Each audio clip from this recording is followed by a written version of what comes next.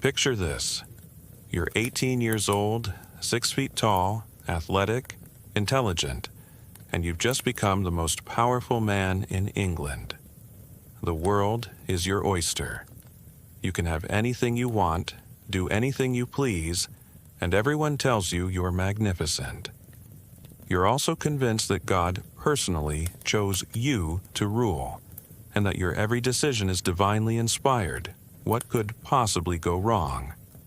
Well, if you're Henry VIII, absolutely everything. And most of it will involve beheadings. But let's back up. Because the story of Henry's obsession with separating heads from shoulders doesn't start with a crown. It starts with a promise, a desperate father, and a throne that was never supposed to be his in the first place. Henry was born in 1491, the second son of Henry VII, a man who had fought his way to the throne through sheer determination and a knack for surviving battles where most of his rivals didn't. Henry VII was paranoid, miserly, and absolutely obsessed with keeping his newly won crown firmly planted on his head. He'd seen what happened to kings who got too comfortable. They ended up dead. So he raised his sons with a very clear message. The Tudor dynasty was new, fragile, and surrounded by people who would love nothing more than to see it crumble. Originally, Henry VIII wasn't supposed to be king at all. That honor belonged to his older brother Arthur, who was everything a medieval heir should be: studious, dutiful, married to a Spanish princess named Catherine of Aragon to cement a crucial alliance, and perfectly positioned to inherit a stable kingdom. Then Arthur died, just like that, at 15. Probably of sweating sickness, though nobody really knew for sure. Medieval medicine was about as helpful as a chocolate teapot. Suddenly, 10-year-old Henry went from spare to heir, and everything changed. Arthur's death didn't just alter the succession, it created a problem that would haunt Henry for the rest of his life. Because Arthur had been married to Catherine of Aragon, and now there was a question of what to do with her. She claimed the marriage had never been consummated, making her technically a virgin widow. This was important because it meant she could marry again without any biblical complications. Henry VII, being practical and not wanting to return Catherine's substantial dowry to Spain, decided she should marry his remaining son. When Henry came of age, he would inherit both a kingdom and a wife. This arrangement seemed perfectly reasonable to everyone involved. Catherine was beautiful, well-educated, and came with powerful Spanish connections.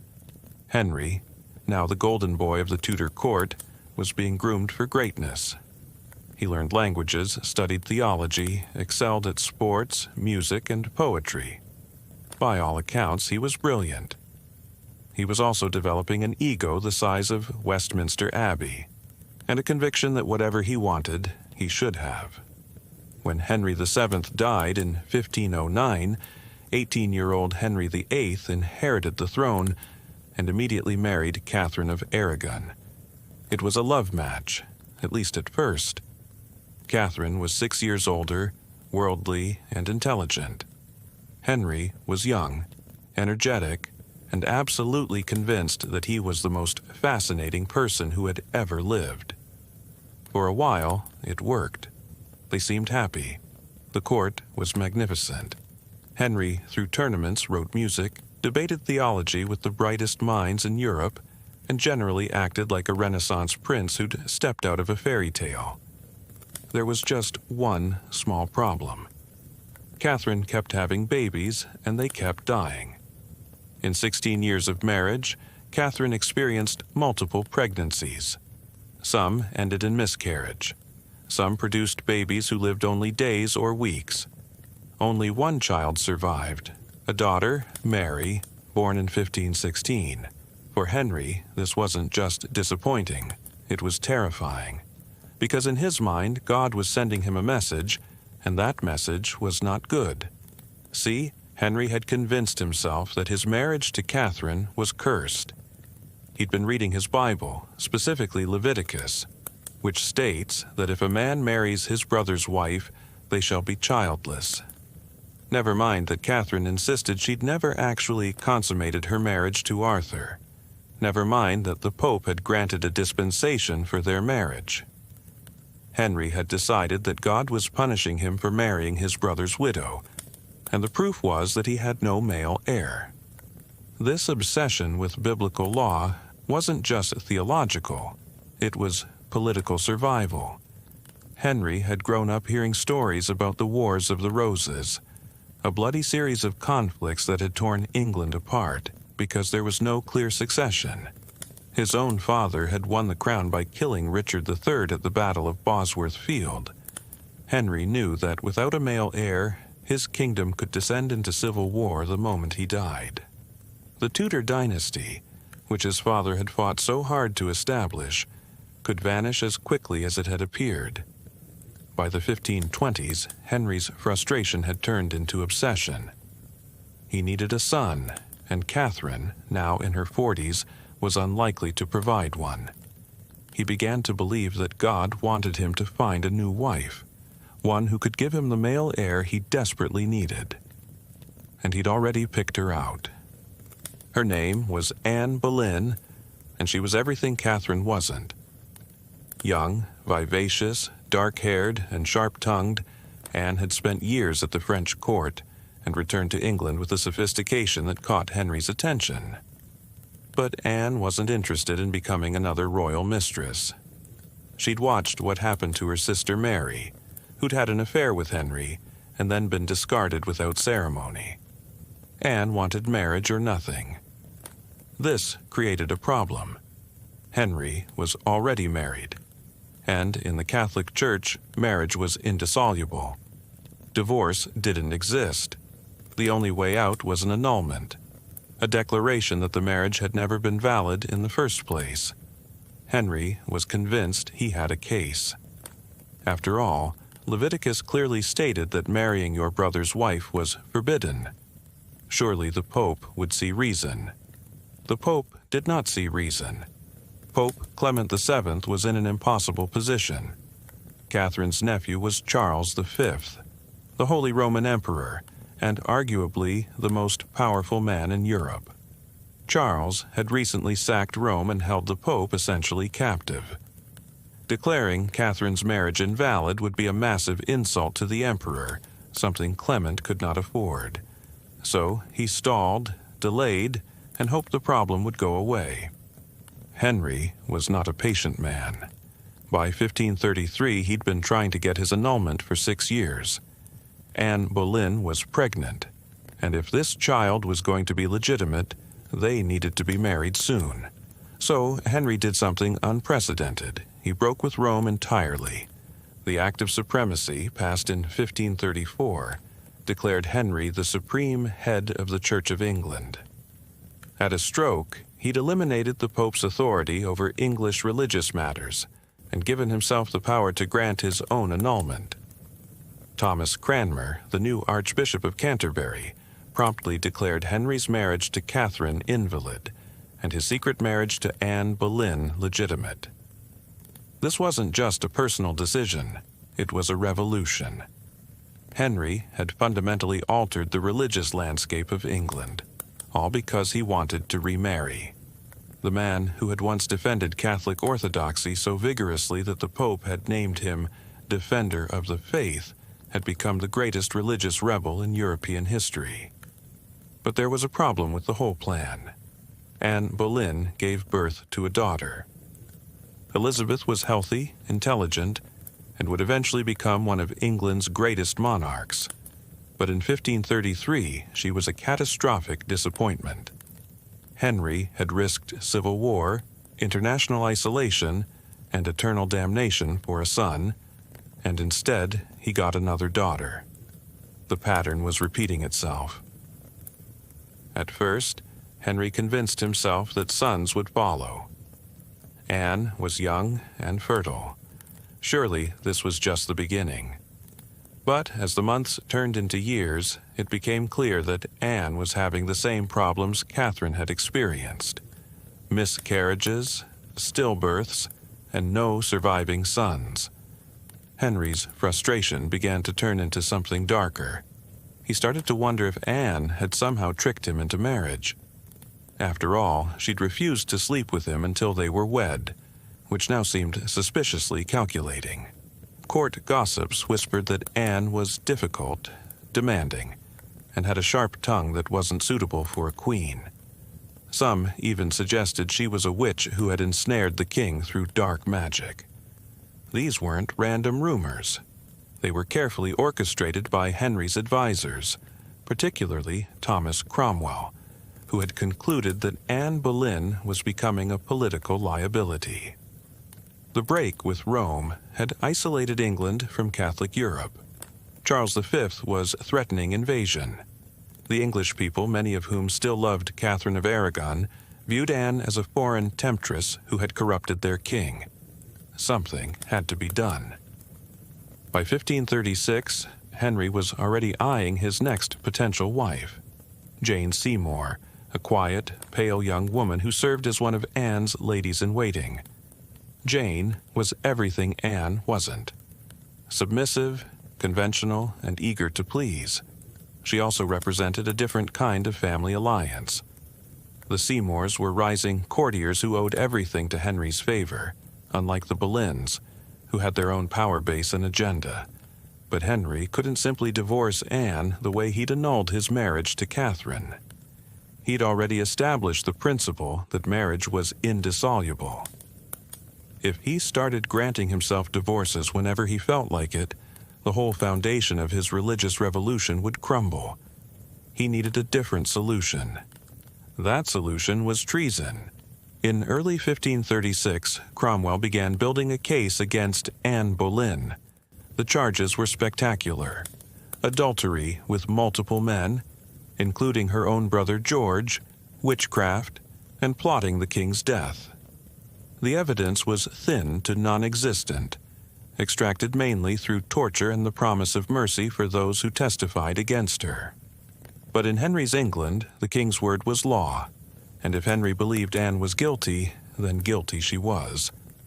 The trial was a foregone conclusion. Anne defended herself with dignity and intelligence, pointing out the absurdity of the charges and the impossibility of the timeline. How could she have conducted multiple affairs while under constant surveillance at court? How could she have plotted the king's death when she had everything to gain from his continued survival? It didn't matter. The court, packed with Henry's supporters, found her guilty on all charges. On May 19, 1536, Anne Boleyn was led to a scaffold on Tower Green. Henry, in a final gesture of what he probably considered mercy, had imported a French swordsman rather than using the traditional English axe. The blade was sharper, the death quicker. Anne's last words were a declaration of her innocence and a prayer for the king's health and happiness. The execution was watched by a crowd of nobles and courtiers, many of whom had once bowed deeply to Anne when she was queen. Now they watched as her head was severed from her body with a single stroke. Her head and body were unceremoniously bundled into an arrow chest, the only coffin available, and buried in an unmarked grave in the Tower's chapel. 11 days later, Henry married Jane Seymour. The speed of Henry's remarriage tells you everything you need to know about his state of mind.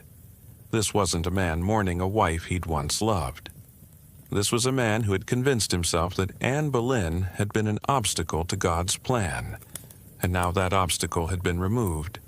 He expected divine blessing in the form of a male heir, and he expected it quickly. For a while, it seemed like his plan was working. Jane Seymour became pregnant almost immediately, and this time she carried the child to term. On October 12, 1537, she gave birth to a son, Edward. Henry finally had his male heir.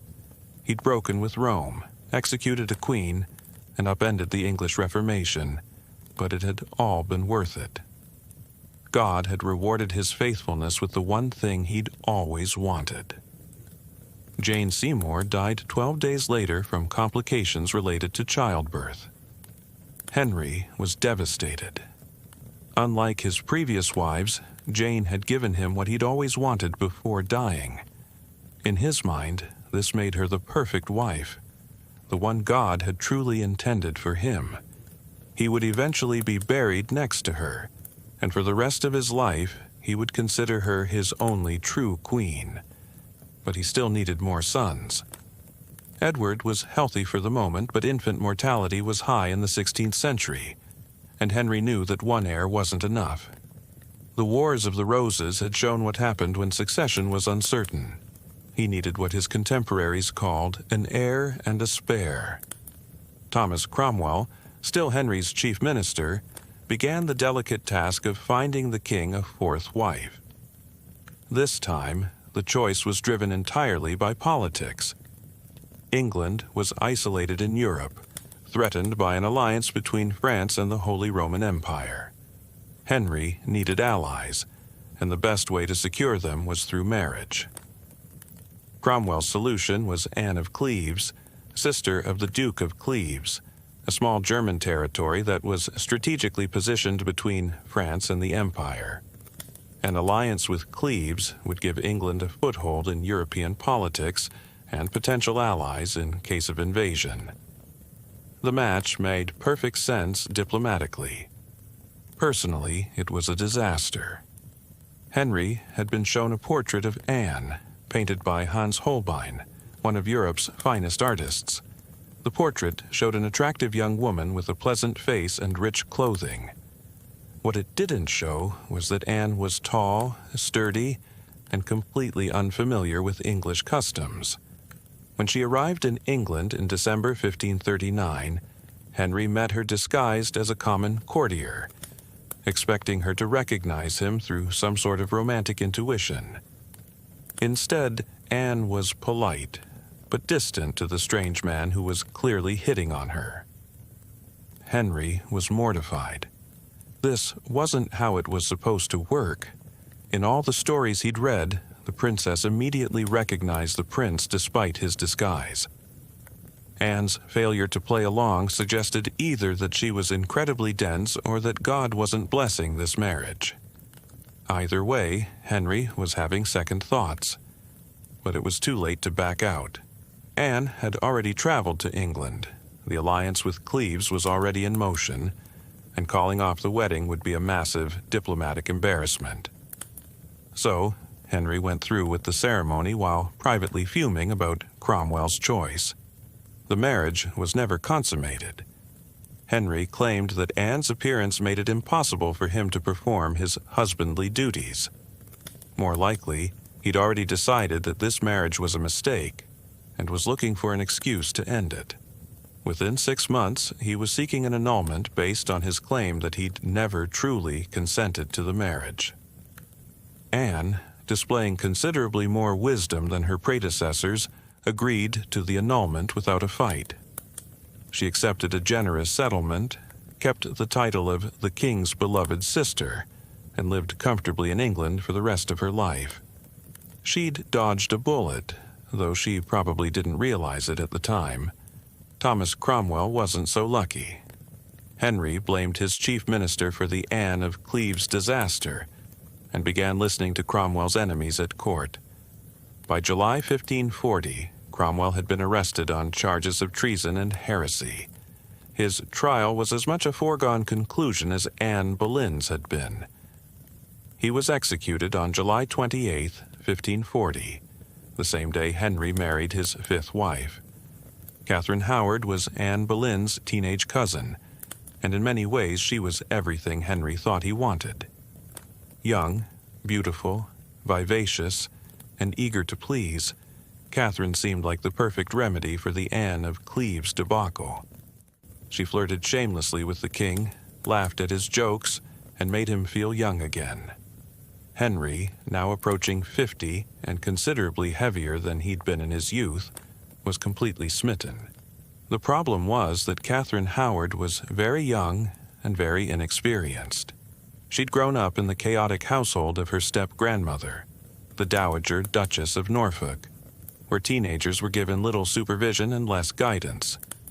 Catherine had already had sexual relationships before her marriage to Henry, something that would have been scandalous if anyone had known about it at the time. But Henry didn't know. He saw Catherine as a fresh start, a young wife who could give him more sons and restore his confidence in his own attractiveness. For a while, it seemed to work. Catherine was crowned queen, showered with gifts and attention, and appeared to be settling into her role nicely. Then the past caught up with her.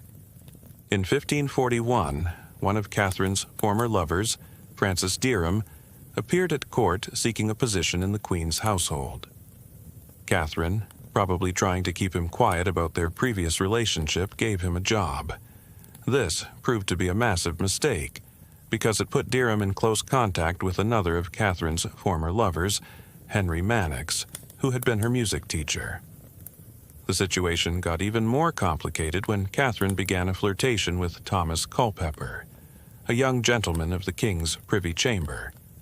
Their relationship quickly escalated beyond flirtation, with secret meetings arranged by Catherine's lady-in-waiting, Jane Boleyn. Whether Catherine and Culpeper actually committed adultery is unclear, but they were certainly planning to. The whole thing unraveled in late 1541, when Mary Lascelles, a former servant in the Dowager Duchess's household, informed her brother John about Catherine's premarital relationships. John Lascelles, a committed Protestant who despised Catherine's Catholic connections, took the information to Archbishop Cranmer. Cranmer was in an impossible position. He couldn't ignore evidence of the Queen's misconduct, but he also knew that Henry would react badly to the news. He chose to present the allegations in writing, allowing Henry to read them privately rather than hearing them aloud. Henry's reaction was explosive. He refused to believe the allegations at first, then demanded a full investigation. As the details emerged, his fury grew.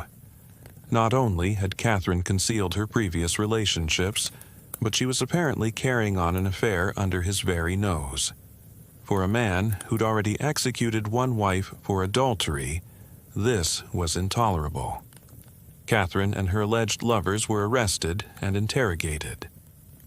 Under torture, Derham and Culpeper admitted to their relationships with the Queen, though both denied that adultery had actually occurred after her marriage to Henry.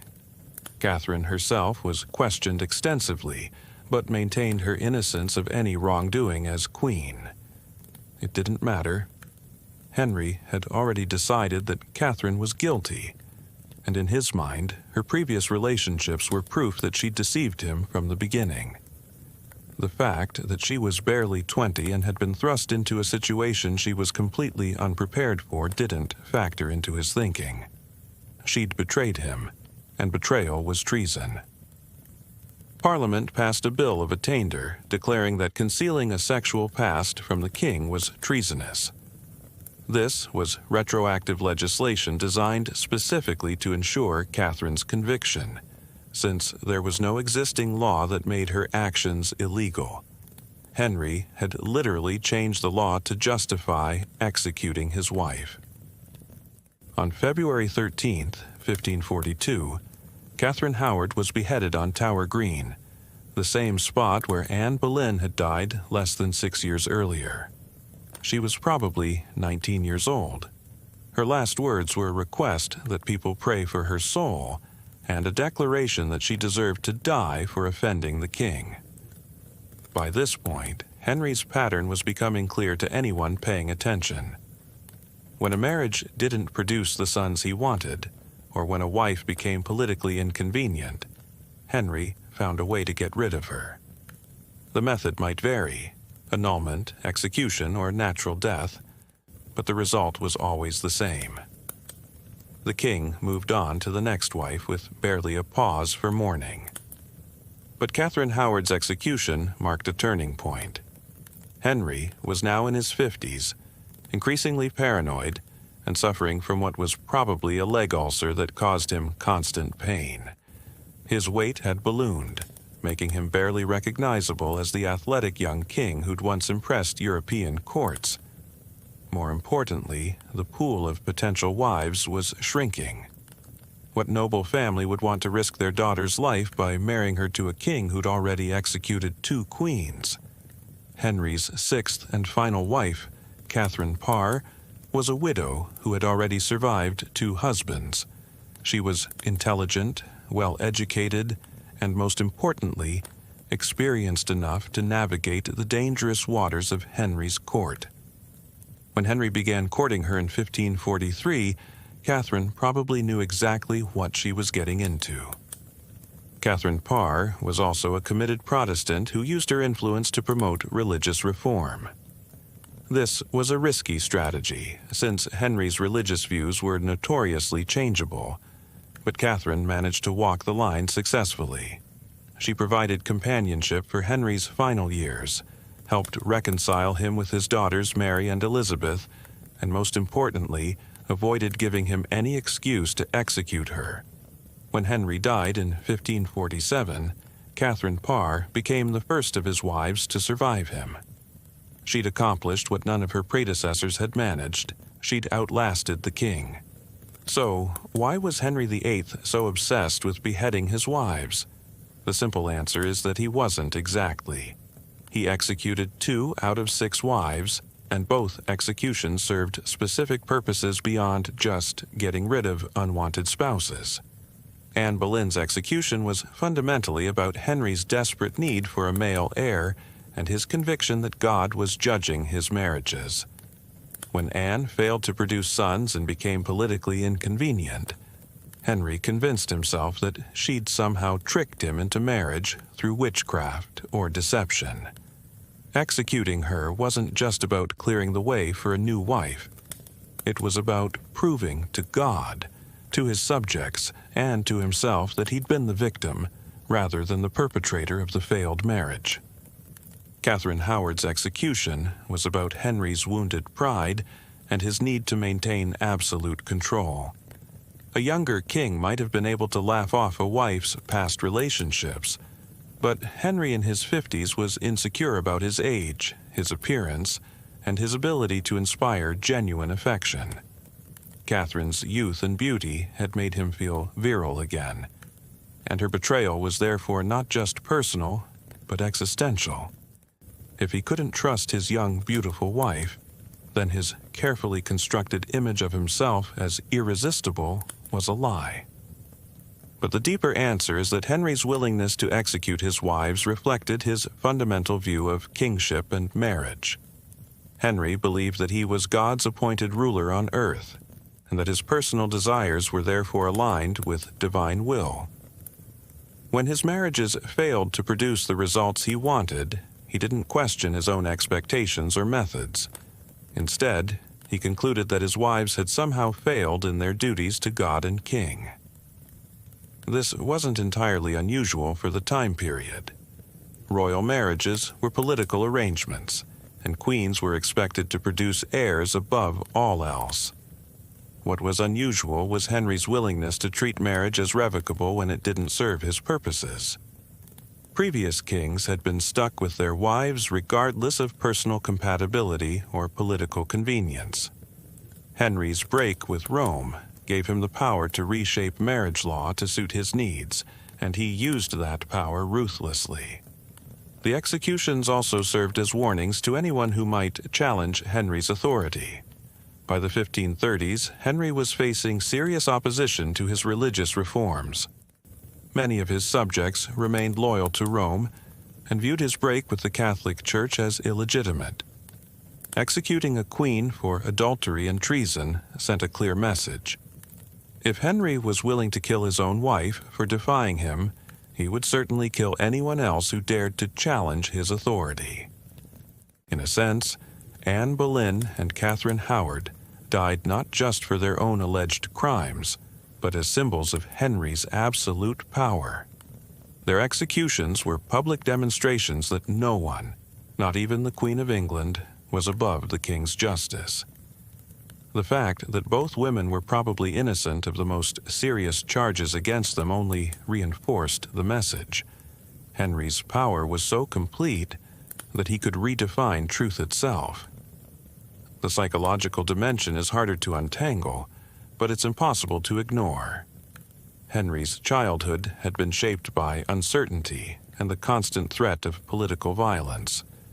His father had won the throne by killing the previous king, and Henry grew up knowing that other men with arguably better claims to the throne were still alive and potentially dangerous. The death of his brother Arthur had shown him how quickly circumstances could change, and the lack of male heirs from his first two marriages convinced him that his dynasty was perpetually on the verge of collapse. In this context, Henry's executions of his wives can be seen as attempts to control the uncontrollable. He couldn't guarantee that his children would live to adulthood, couldn't ensure that his marriages would be happy, couldn't prevent other European powers from threatening England. But he could control how his marriages ended, and he could ensure that anyone who disappointed him paid the ultimate price. The irony, of course, is that Henry's most successful child was Elizabeth, the daughter of the wife he executed for failing to give him sons. Elizabeth would reign for 45 years, defeat the Spanish Armada, and preside over what's often called the Golden Age of English history. She would also never marry, perhaps having learned from her father's example that marriage was a dangerous game for English royalty. But Henry never lived to see Elizabeth's triumph. He died in 1547, convinced that he'd finally secured his dynasty through his son Edward. Edward VI would rule for only 6 years before dying at age 15, and his death would trigger the succession crisis Henry had always feared. Mary I would take the throne and attempt to restore Catholicism through a campaign of religious persecution. Only after Mary's death would Elizabeth finally bring stability to the Tudor dynasty. In the end, Henry's obsession with male heirs and his willingness to execute wives who disappointed him proved to be largely pointless. The son he'd sacrificed so much to obtain died young and childless. The daughter he'd dismissed as politically useless became one of England's greatest monarchs. And the religious revolution he'd started in order to remarry would continue to evolve long after his death, eventually producing a form of Protestantism he probably wouldn't have recognized. Perhaps the most chilling aspect of Henry's story is how easily he convinced himself that his personal desires were aligned with God's will. Each wife he discarded, each advisor he executed, each religious doctrine he abandoned was justified as necessary for the greater good of England. Henry never seemed to consider that he might be wrong, that his problems might stem from his own character flaws rather than from the failings of everyone around him. This self-righteousness made Henry capable of extraordinary cruelty, while maintaining his view of himself as a righteous king. He could order the execution of his wife, and then marry her replacement the same day without any apparent sense of irony or guilt.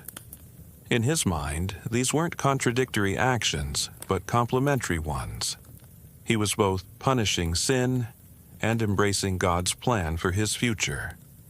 The execution of Anne Boleyn and Catherine Howard also reflected the precarious position of women in Tudor England. Both women were highly intelligent and capable, but they were ultimately powerless in the face of Henry's displeasure. Their births, educations, and talents counted for nothing once the king decided they were obstacles to his plans. They could defend themselves eloquently, point out the inconsistencies in the charges against them, and appeal to whatever mercy Henry might possess, but none of it mattered. The king's word was literally law, and if he wanted them dead, they would die. Yet, even in death, both women managed to maintain a dignity that Henry never achieved. Anne Boleyn's final speech was gracious and forgiving, despite the injustice of her situation. Catherine Howard's youth and terror were evident, but she faced her execution with courage. Neither woman begged or groveled or tried to shift blame to others. They died as queens, even though their husband and king had branded them as traitors. Their executions also highlight the arbitrary nature of power in absolute monarchies. Henry's justifications for killing his wives were legally questionable and morally bankrupt, but they were accepted because he had the power to enforce them. Justice wasn't about truth or fairness. It was about the king's will. This made everyone in Henry's court vulnerable to his changing moods and political calculations. Thomas More, Henry's former friend and chancellor, understood this better than most. When Henry demanded that More support his break with Rome and acknowledge his supremacy over the English Church, More chose to remain silent rather than either support or oppose the king directly. He knew that in Henry's England, neutrality was the only safe position, and even that wasn't guaranteed. More was eventually executed anyway, becoming a martyr for the Catholic faith and a symbol of resistance to tyrannical power. The broader European context also helps explain Henry's actions. The 16th century was a time of religious upheaval, political instability, and dynastic warfare. Kings across Europe were struggling to maintain power in the face of religious reform, economic change, and shifting international alliances. In this environment, shows of strength were often seen as necessary for survival. A king who appeared weak or indecisive might find himself facing rebellion at home or invasion from abroad. Henry's executions of his wives can be seen as part of this broader pattern of royal violence. Charles V executed rebels in Germany and the Low Countries. Francis I of France imprisoned political opponents and religious dissidents. Ivan the Terrible of Russia would eventually earn his nickname through campaigns of murder and intimidation. Henry's willingness to kill his own wives was shocking, but it wasn't entirely out of character for 16th century monarchy. What made Henry unusual was the personal nature of his violence. Most royal executions were carried out for clearly political reasons: rebellion, treason, or religious dissent. Henry's executions of Anne Boleyn and Catherine Howard, by contrast, seemed to blur the line between personal and political.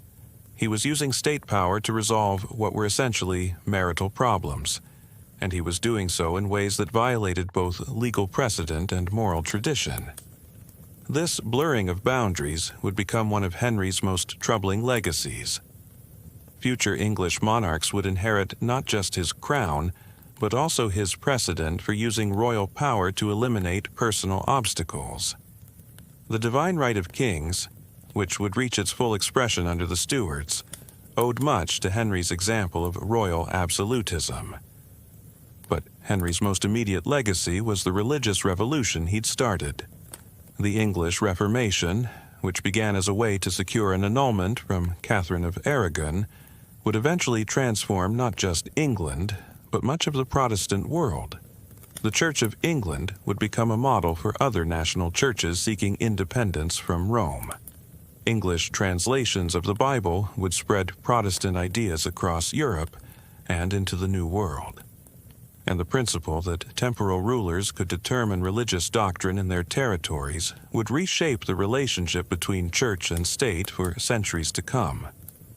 None of this was what Henry had intended when he first approached the Pope about annulling his marriage to Catherine. He'd simply wanted to remarry and have legitimate sons. But his personal desires had triggered consequences that went far beyond anything he'd imagined. The teenage king who'd inherited a stable Catholic kingdom had, by the end of his reign, created a Protestant nation that would be at war with Catholic Europe for generations. The human cost of Henry's religious revolution was enormous. Thomas More, John Fisher, and hundreds of other Catholics were executed for refusing to acknowledge Henry's supremacy. Protestant reformers like Anne Askew were burned for heresy when Henry decided their theology was too radical. Monasteries were dissolved, their wealth confiscated, and their inhabitants scattered. Ancient traditions were abandoned, artistic treasures were destroyed, and communities that had existed for centuries were wiped out. All of this destruction was justified, in Henry's mind, by his conviction that God wanted him to have male heirs and that the Catholic Church was preventing him from fulfilling his divine destiny. He'd started with a personal problem and ended by reshaping the religious landscape of Europe. The fact that his actions were ultimately self-defeating, he never did secure his dynasty through male heirs, only makes the destruction more tragic. Perhaps the most unsettling aspect of Henry's story is how familiar it feels to modern readers. His conviction that his personal desires were aligned with higher purposes, his willingness to destroy institutions that stood in his way, his ability to convince himself that his enemies deserved whatever punishment he inflicted on them. All of these traits can be found in authoritarian leaders throughout history. Henry's methods were medieval, but his psychology was timeless. The wives Henry executed weren't just victims of royal caprice, they were casualties of a broader system that treated women as political instruments rather than autonomous individuals. Anne Boleyn and Catherine Howard died because they failed to fulfill the one role that mattered in Henry's world, producing male heirs. Their intelligence, charm, and political acumen counted for nothing once they'd disappointed the king in this fundamental duty. Yet both women, in their different ways, transcended the limitations their society placed on them. Anne Boleyn's influence on the English Reformation extended far beyond her brief reign as queen. Her daughter Elizabeth would embody many of Anne's qualities: intelligence, political skill, and an ability to inspire loyalty, while avoiding the traps that had destroyed her mother. Catherine Howard's story, while more tragic, also reveals the courage that even very young women could display when facing impossible circumstances. Their deaths marked the end of any pretense that Henry's marriages were about love or companionship. His final wife, Catherine Parr, understood that her primary job was survival, and she approached it with the skill of an experienced politician. She gave Henry intellectual stimulation, helped him reconnect with his children, and avoided giving him any excuse to see her as an obstacle to his plans. In doing so, she probably saved her own life and demonstrated that it was possible to marry Henry VIII and live to tell about it. The story of Henry's wives also illustrates the precarious nature of power in Tudor England. Anne Boleyn went from being a minor courtier to Queen of England to condemned traitor in the span of a few years.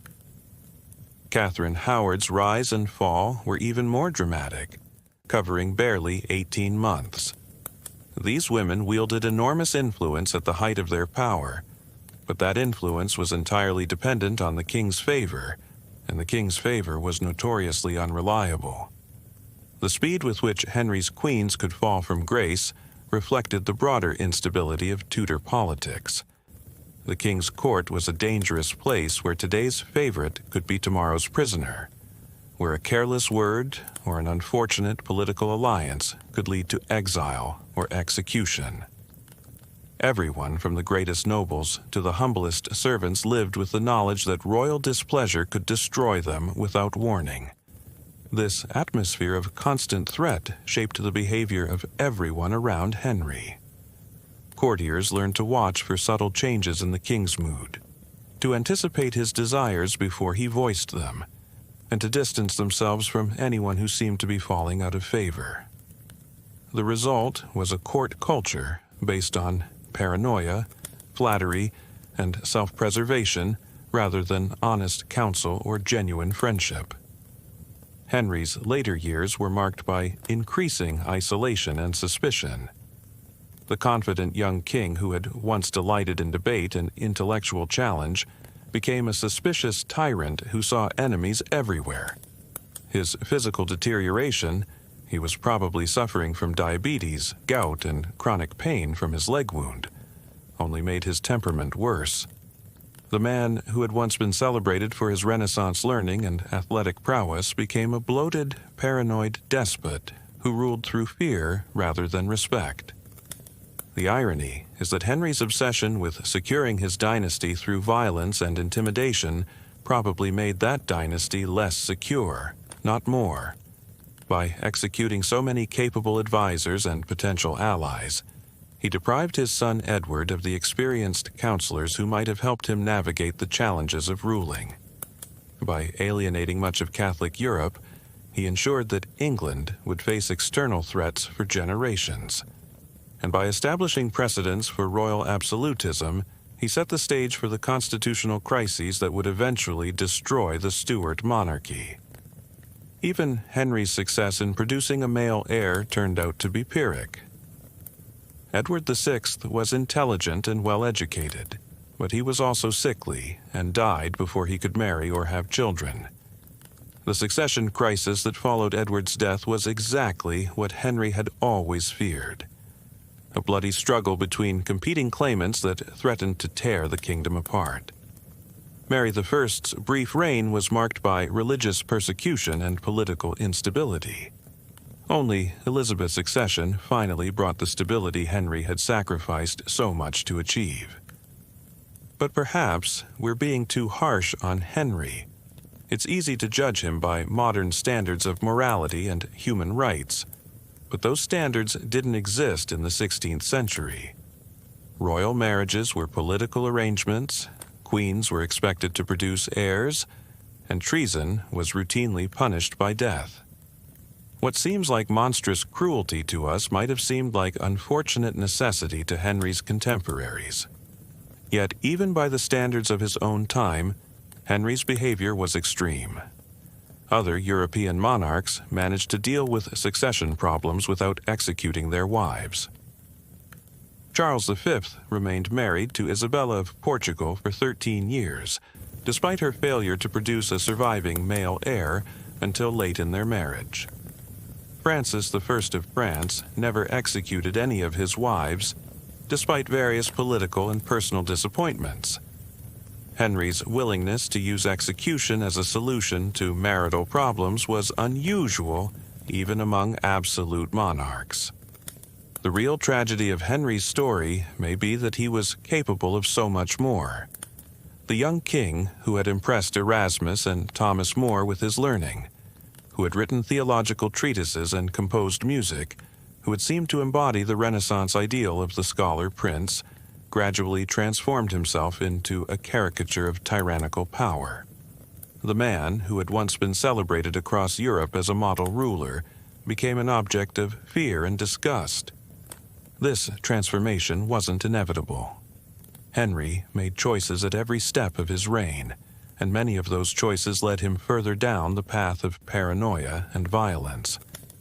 He could have accepted that Catherine of Aragon was unlikely to give him more children, and focused on securing his daughter Mary's succession. He could have been satisfied with the religious reforms he'd already achieved, rather than constantly expanding his claims to spiritual authority. He could have treated his later wives as partners, rather than as instruments for producing heirs. Instead, Henry chose to see every obstacle as a personal insult, and every disappointment as evidence of betrayal. This mindset made him increasingly isolated and increasingly dangerous. The courtiers who survived his reign were those who learned to tell him what he wanted to hear rather than what he needed to know. The result was a king who lived in a bubble of flattery and self-deception, cut off from honest feedback and realistic assessment of his own actions. The execution of Anne Boleyn was probably the turning point. Up until that moment, Henry had been ruthless, but not fundamentally different from other Renaissance monarchs. He'd broken with Rome, dissolved monasteries, and executed political opponents. But these actions could be justified as necessary for religious reform and national independence. The decision to execute his wife for adultery and treason, based on evidence that was almost certainly fabricated, crossed a line that couldn't be uncrossed. Once Henry had demonstrated his willingness to kill Anne Boleyn, everyone around him understood that no one was safe. If the king could execute his wife, the mother of his child, a woman he had once claimed to love deeply enough to risk his kingdom for, then he could execute anyone. This knowledge fundamentally changed the dynamics of his court and his government. Fear became the primary organizing principle of Tudor politics. Catherine Howard's execution confirmed this lesson. While Anne Boleyn had at least been a major political figure whose death could be explained as necessary for reasons of state, Catherine Howard was barely more than a teenager whose only crime was failing to navigate the impossible complexities of Henry's court successfully. Her death sent an even clearer message. The king's displeasure was literally a matter of life and death, regardless of the victim's age, experience, or actual culpability. The psychological impact of these executions extended far beyond the immediate victims.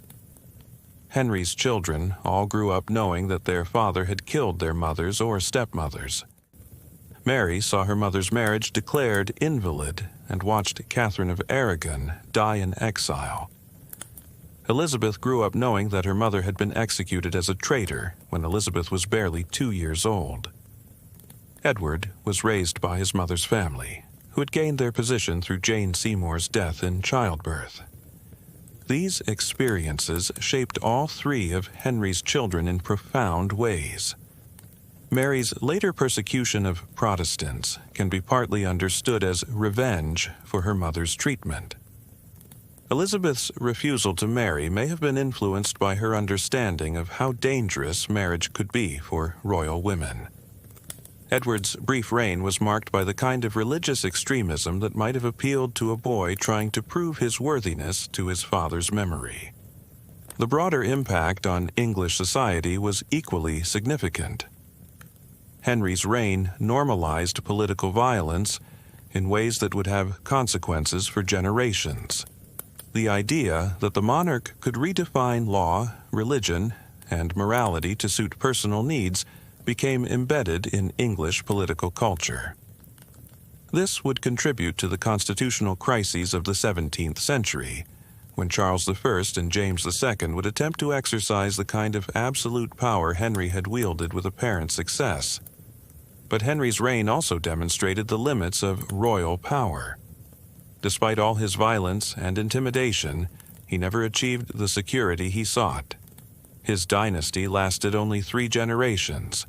His religious settlement was constantly challenged and revised, and his kingdom remained vulnerable to the very threats he'd tried to eliminate through force.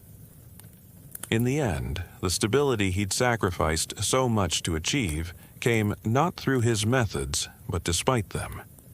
The women Henry executed became symbols of resistance to tyrannical power long after their deaths. Anne Boleyn was remembered by Protestants as a martyr for religious reform who had died because of Catholic machinations. Catherine Howard, despite her youth and inexperience, was remembered as a victim of royal cruelty who had faced death with courage. Both women were eventually rehabilitated by historians who recognized that their trials had been political theater rather than genuine justice. Their stories also became cautionary tales about the dangers of absolute power. The fact that Henry could execute his wives based on trumped-up charges demonstrated how easily legal systems could be corrupted when there were no effective checks on royal authority. This lesson wasn't lost on later generations of English political thinkers who would gradually develop constitutional limits on monarchical power, partly in response to the excesses of the Tudor period. Perhaps the most lasting legacy of Henry's obsession with beheading his wives was the way it changed English attitudes toward marriage and gender. The idea that a husband could literally kill his wife for disappointing him was shocking even by 16th century standards, and it contributed to growing awareness of the need to protect women from domestic violence. While legal protections for married women wouldn't emerge for centuries, Henry's extreme behavior helped establish the principle that marriage shouldn't be a death sentence. The religious dimension of Henry's marriages also had long-term consequences. By making his personal relationships matters of national policy, Henry established precedents that would complicate English politics for generations. The legitimacy of his children, the validity of his marriages, and the authority of his religious settlement all became sources of ongoing controversy that wouldn't be fully resolved until well into Elizabeth's reign. Modern historians have tried to understand Henry's psychology through various lenses. Some see him as a narcissist who couldn't tolerate any challenge to his self-image. Others view him as a product of his time who was simply more successful than most monarchs at getting what he wanted. Still, others argue that his behavior reflected the impossible pressures of 16th century kingship, where personal failure could lead to dynastic collapse and national disaster.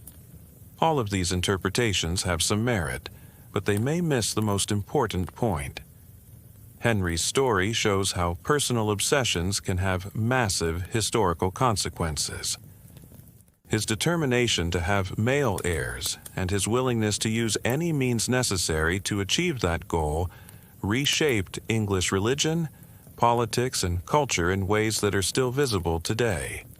The Church of England, the English Reformation, and the principle of parliamentary supremacy all trace their origins back to Henry's marital problems. The execution of his wives was just one part of this larger story, but it was a crucial part. By demonstrating his willingness to kill anyone who stood in his way, Henry established the credibility of his threats and made it possible for him to carry out his religious revolution with minimal resistance. The fear he inspired through these executions was one of the tools he used to break England's ties with Rome and establish himself as supreme head of the English Church. But fear, as Henry eventually discovered, is an unreliable foundation for lasting power. It can suppress opposition temporarily, but it can't create genuine loyalty or sustainable institutions. The religious settlement Henry established through violence and intimidation had to be constantly defended and frequently modified by his successors. The political system he created, based on royal absolutism, eventually provoked the very kind of constitutional crisis he'd tried to prevent. In the end, Henry VIII's obsession with beheading his wives reveals the fundamental contradiction at the heart of absolute monarchy. A system that gives one person unlimited power over others' lives inevitably corrupts both the ruler and the ruled. Henry started his reign as an intelligent, educated, and relatively humane young man.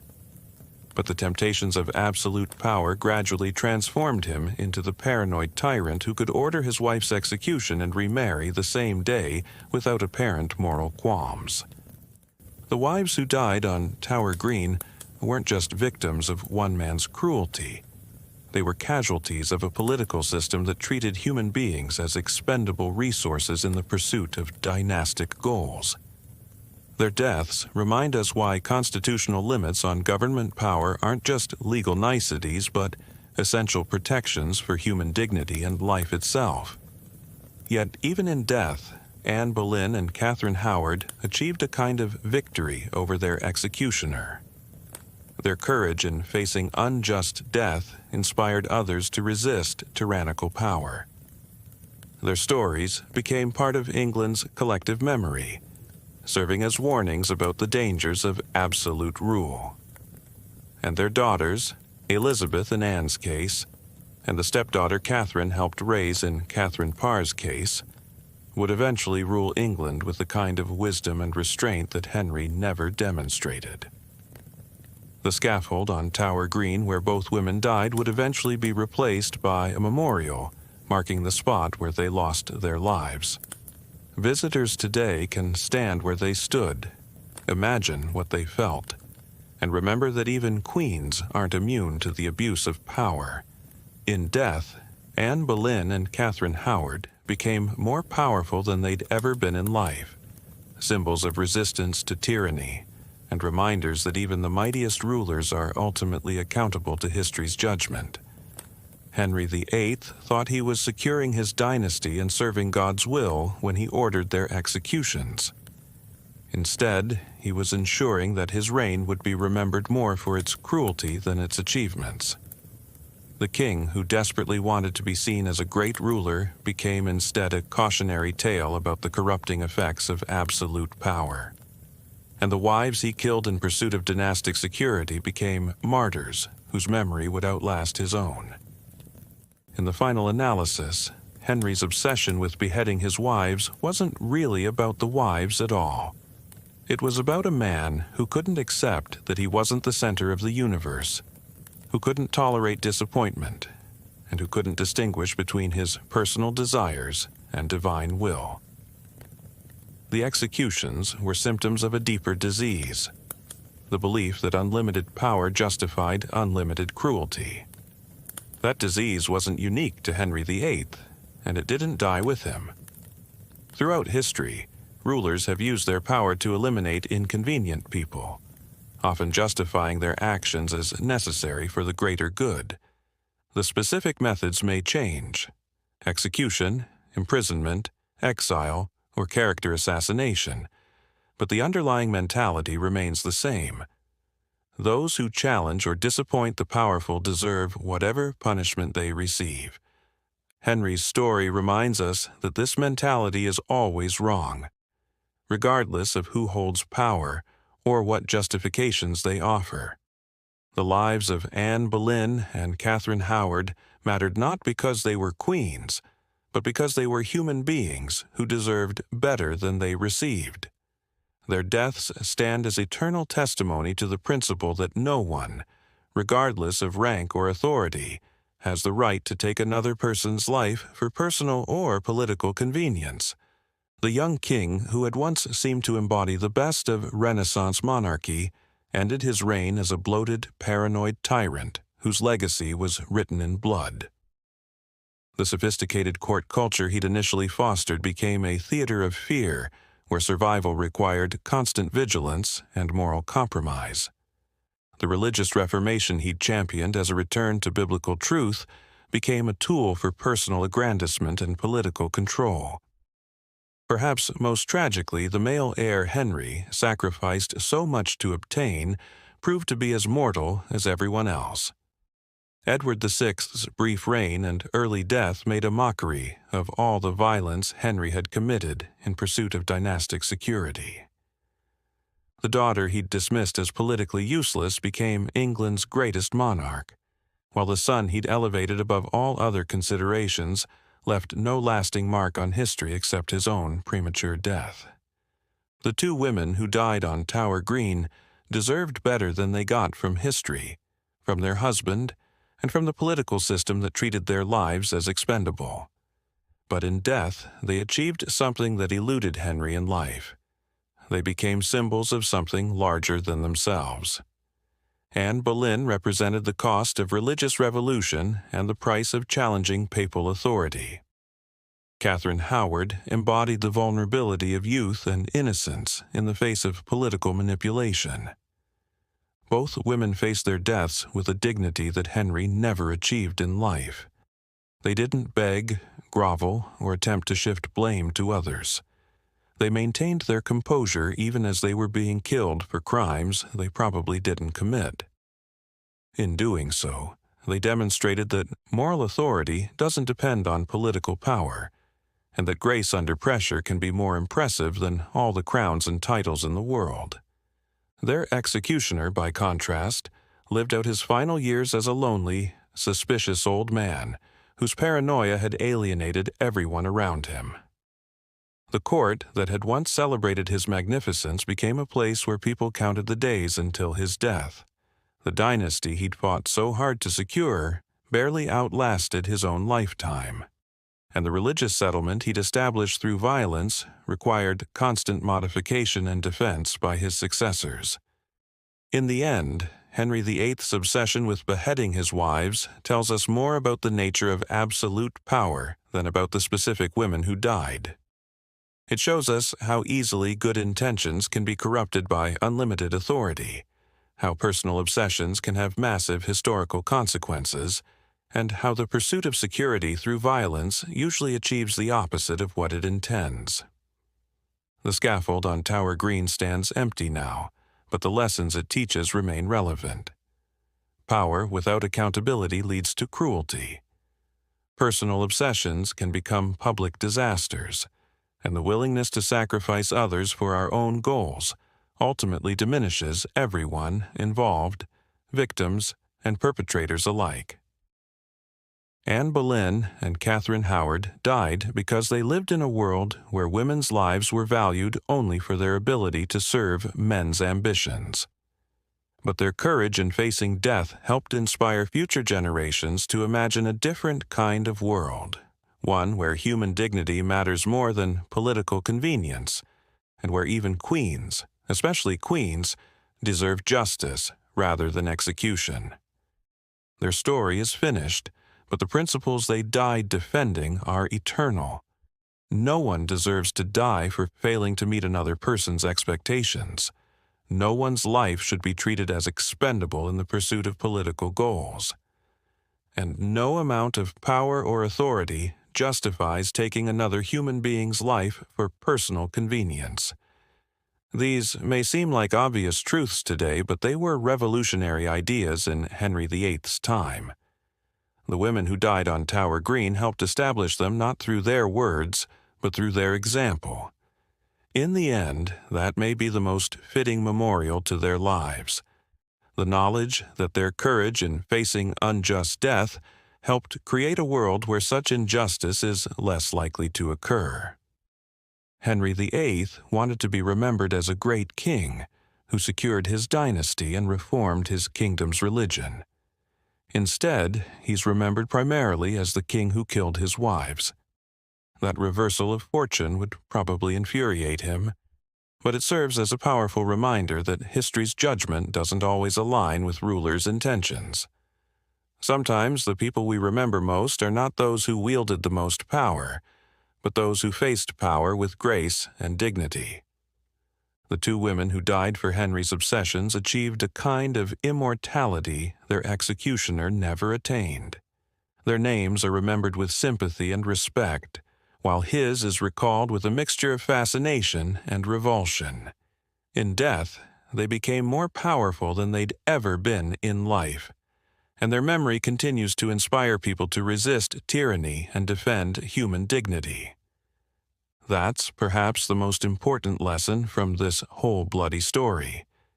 Even in the darkest circumstances, even when facing the ultimate abuse of power, individual courage and dignity matter. They don't always prevent tragedy, but they ensure that tragedy has meaning. And sometimes, meaning is the most powerful force of all.